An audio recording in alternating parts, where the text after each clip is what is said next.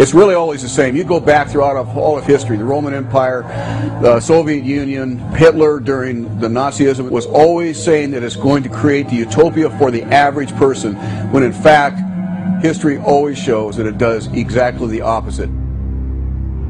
Conquest and empire is as old as civilization.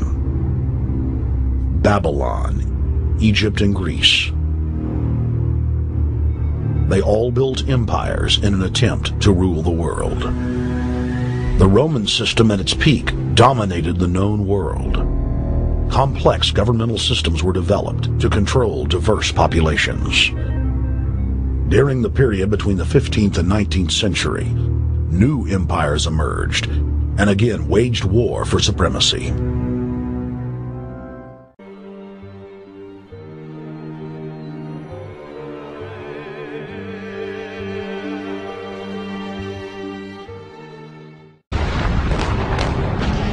Question is, why did they want war? Well, first of all, is money and power. But secondly, they wanted to create the League of Nations. They had this in their plans all along, and as a consequence, once the war was over or about to be over, they began to formulate this idea of a League of Nations, so this would never ever happen again. Hundreds of years of practice made the British experts at hiding their empire behind puppet governments and councils. In the name of stopping all future conflicts, they proposed that countries would join a League of Nations. Their true intention was for the League to serve as a framework for world government.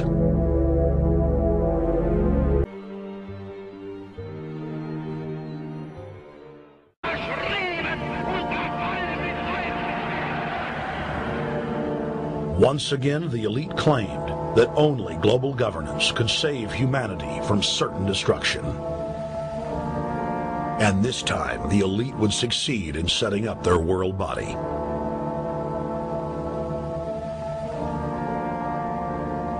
In April of 1945, at the Presidio Naval Base in San Francisco, the United Nations was founded by the victors of World War II.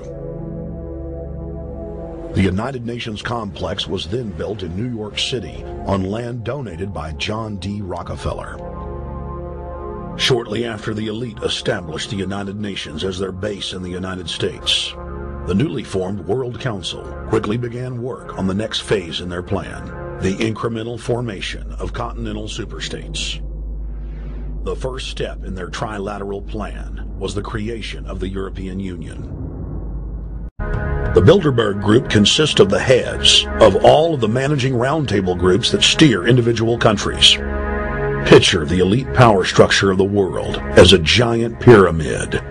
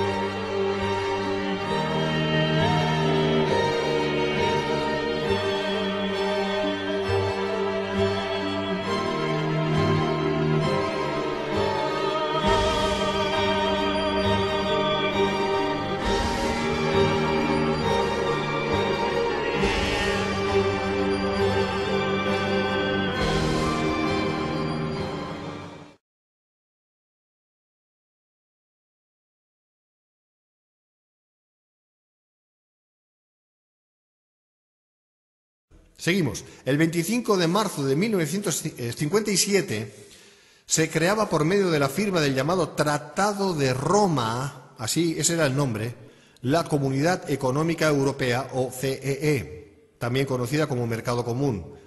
En esa reunión estaba el delegado de Bélgica, Paul Henry Spaak, que lanzó al aire en su discurso la verdadera intención de la firma de este tratado, que justamente se firmaba en Roma, diciendo, cito, por favor no pierdan detalle de esto: nosotros no queremos ya más comités, tenemos ya demasiados comités.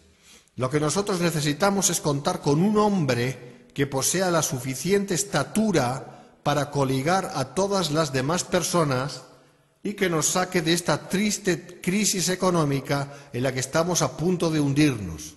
Mandadnos a ese hombre, lo vamos a recibir, lo mismo si viene de Dios como si viene del diablo. Fin de la cita.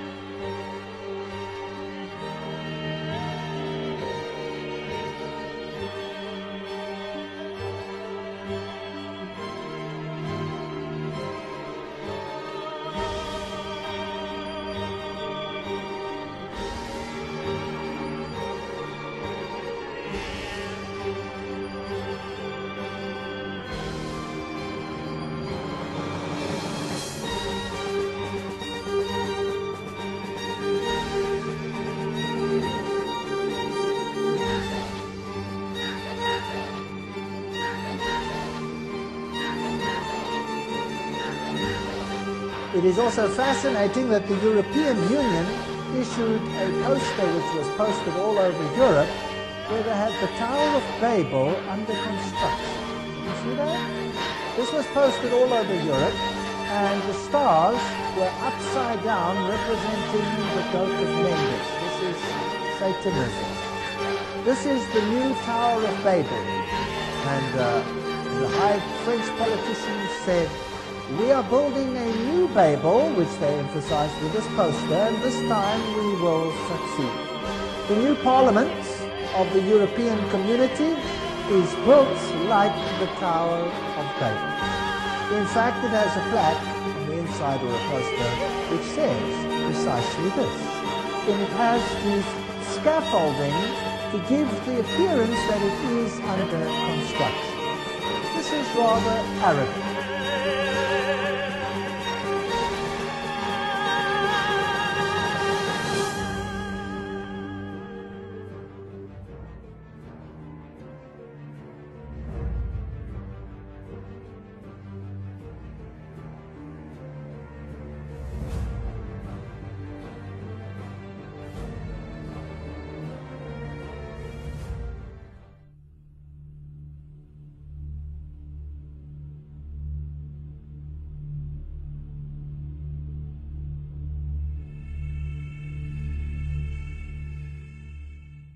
Shortly after the elite established the United Nations as their base in the United States, the newly formed World Council quickly began work on the next phase in their plan, the incremental formation of continental superstates.